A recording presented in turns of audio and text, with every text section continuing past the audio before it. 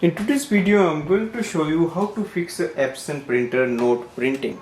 Now there are few reasons why a printer is not printing.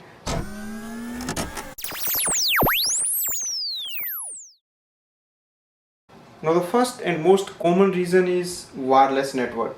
If you are using your printer wirelessly, then maybe the wireless network is not working or printer is disconnected from the Wi-Fi network.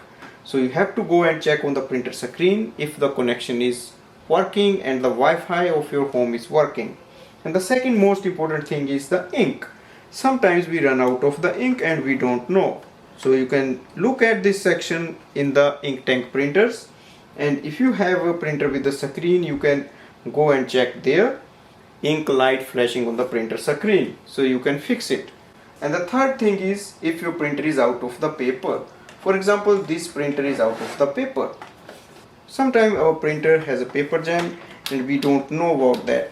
So we have to go and check if the printer has a paper jam inside, or you can see if there is an error code on the printer screen.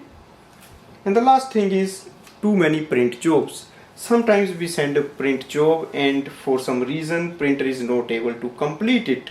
For example, if there is a paper jam, low ink, or paper runs out, it will not print. And when you send a new command, you will see your printer is not printing. That means we have to fix that issue. So these are the most common things when printer is not printing, and we can fix them. Thanks for watching.